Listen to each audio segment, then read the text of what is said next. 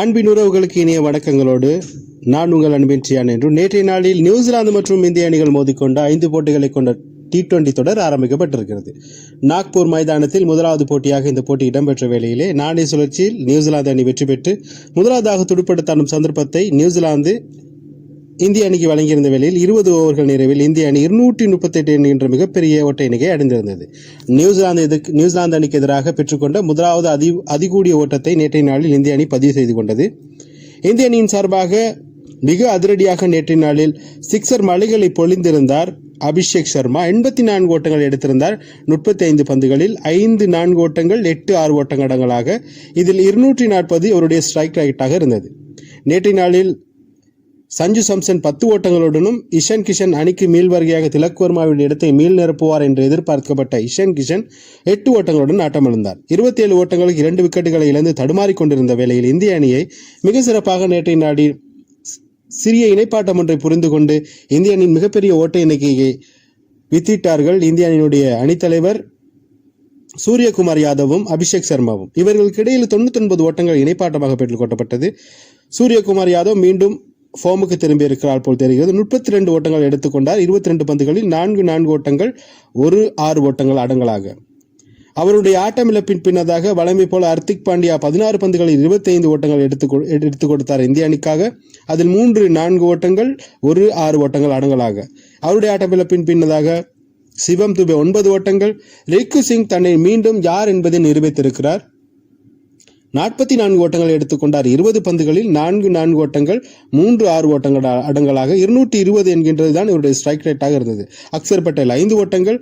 ஹர்தீப் சிங் 6 ஓட்டங்கள் ஆட்டமிழக்க மொத்தமாக இந்திய அணி 20 ஓவர்கள் நிறைவில் 238 ஓட்டங்களை பெற்றுக்கொண்டது. நியூசிலாந்து அணியுடைய பந்து வீச்சிலே மிக சிறப்பாக நேற்று ஜேக்கப் டஃபி மாத்திரம் நேற்றைய நாள் 27 ஓட்டங்களுக்கு 2 விக்கெட்டுகளை கைப்பற்றியிருந்தார். இவர்தான் நேற்றைய நாளில் நியூசிலாந்து அணிக்கு எதிராக மிக குறைவான ஓட்டத்தை கொடுத்த ஒரு பந்து வீச்சாளராக இருந்தார். ஜேம்சன் 2 விக்கெட்டுகளை கைப்பற்றிக் கொள்ள அறிமுக போட்டியில் நேற்றைய நாளில் விளையாடிய கிறிஸ்டியன் கிளாக் நேற்றைய நாளில் 1 விக்கெட்டை எடுத்துக்கொண்டார். சவுதி 1 விக்கெட்டை எடுத்துக்கொள்ள அணித்தலைவர் மிச்சல் சாண்ட்னர் 1 விக்கெட்டை கைப்பற்றிக் கொள்ள இந்திய அணி நிர்ணயித்த 20 ஓவர்களில் 238 ஓட்டங்களை பெற்றுக்கொண்டார்கள். இந்திய அணி சார்பாக அபிஷேக் சர்மா நேற்றைய நாளில் ஒரு சாதனையை பெறுந்திருக்கிறார். அதாவது பிரான்சைஸ் போட்டிகள் அதோடு சர்வதேச T20 போட்டிகள் ஒட்டுமொத்தமாக 5000 ஓட்டங்களை கடந்த முதலாவது இளம் இந்திய வீரர் அப்படிங்கிற சாதனையை நேற்றைய நாள் அவர் பதிவு செய்திருந்தார். அபிஷேக் சர்மா தான் T20 தரப்படுத்தலில் முதலிடத்தில் இருந்து கொண்டிருக்கிறார் துடுப்பாட்ட வீரர்கள் பட்டியலில். இதில் கவனிக்கக்கூடிய வீரராகவும் அவர் மாறி போயிருக்கிறார். பதிலுக்கு துடுப்படுத்தாடுவதற்கு இந்தியா நியூசிலாந்தை அழைத்த போது நியூசிலாந்தை வெறுமனை 190 ஓட்டங்கள் எடுத்துக்கொண்டது. 48 ஓட்டங்களால் நேற்றைய இந்திய அணி வெற்றி பெற்றாலும் நியூசிலாந்து அணியின் சார்பாக டெவன் கொன்வே பெரிதும் எதிர்பார்க்க டெவன் கொன்வே எந்தவித ஓட்டமும் பெறாமல் ஹர்தீப் சிங்கினுடைய பந்து வீச்சிலே முதலாவது ஓவரிலே ஆட்டமிழந்தார். சச்சின் ரவீந்திரா நேற்றைய நாள் 1 ஓட்டத்துடன் ஏமாற்றம் அளிக்க நியூசிலாந்துக்கு கொஞ்சம் பக்கபலமாக இருந்து கொண்டிருந்தார்கள். ராபின்சனும் கிளான் பிலிப்ஸும் சிறிய இணைப்பாட்டம் ஒன்று புரிந்தாலும் ராபின்சனுடைய ஆட்டமிழப்பின் பின்னதாக சாப்மனும் கிளான் பிலிப்ஸும் மிகப்பெரிய இணைப்பாட்டம் ஒன்றை புரிந்தாலும் இடையிடையே ஓட்டங்களை கட்டுப்படுத்தி கொண்டிருந்த இந்தியாவில் பந்து வீச்சாளர்கள் மிக சிறப்பாக பந்துகளை வீசிக் கொண்டிருந்தார்கள். நேற்றைய நாளில் அபிஷேக் சர்மா போன்று மிகப்பெரிய அதிரடியை நேற்றைய நாள் நியூசிலாந்து அணி சார்பாக வெளிப்படுத்தியிருந்தார். கிளான் பிலிப்ஸ் 78 ஓட்டங்கள் எடுத்துக்கொண்டார். 40 பந்துகளில் 4 ஓட்டங்கள் 6 ஓட்டங்கள். இவருடைய 6 ஓட்டங்கள் அனைத்துமே மிகப்பெரிய ஓட்டங்களாக 6 ஓட்டங்களாக கருதக்கூடியதாக இருந்தது. அவருடைய அடித்த அனைத்து ஷாட்டுகளுமே மிக சிறப்பாக இருந்தது. ஒவ்வொரு ஷாட்டுகளுமே மிக பவர்ஃபுல் ஷாட்டாகவும் இருந்து கொண்டது. போட்டிகளை நேரடியாக பார்க்கும்போது நேரடியாக நமக்கு தெரியக்கூடியதாக இருந்திருக்கும். சாப்மன் நேற்றைய நாளில் 39 ஓட்டங்கள் எடுத்துக்கொண்டார். 24 பந்துகளில் 4 ஓட்டம் 6 ஓட்டங்கள் அடங்கலாக. அதற்கு சொல்லும்படியாக டரன் மேச்சல் நேற்றைய நாளில் பெரிதும் எதிர்பார்க்கப்பட்ட அவரும் 28 ஓட்டங்கள் எடுத்துக்கொண்டார். 18 பந்துகளில் அணித்தலைவர் ஜாண்டர் 20 ஓட்டங்கள் எடுத்துக்கொண்டார். 13 பந்துகளில் அவரும் அவருடைய பங்குக்கு ஓட்டங்கள் எடுத்துக் கொடுத்தாலும் நியூசிலாந்து அணி வெறுமனை 20 ஓவர்களிலே 190 ஓட்டங்களை எடுத்துக்கொண்டது 7 விக்கெட்டுகளை இருந்து. இதன் மூலமாக 48 ஓட்டங்களுடன் வித்தியாசத்தில் நேற்றைய நாளில் வெற்றி பெற்றது இந்திய அணி.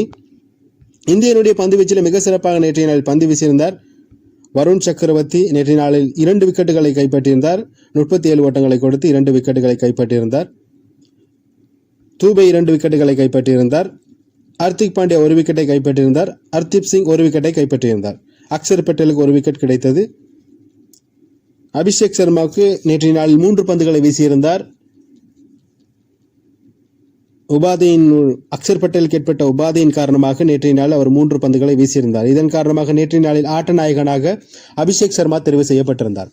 5 போட்டிகளை கொண்ட இந்த தொடரில் 1-0 என்ற அடிப்படையில் இந்தியா இப்போது முன்னிலையில் இருக்கிறது. எதிர்வரும் 2வது போட்டி வெள்ளிக்கிழமை 7 மணிக்கு ராய்ப்பூர் மைதானத்தில் நடைபெற காத்திருக்கிறது. அது தொடர்பான ஸ்கோர் விவரங்களுடனும் முழுமையான விவரங்களை உங்களுக்கு தருவதற்கு காத்திருக்கிறேன்.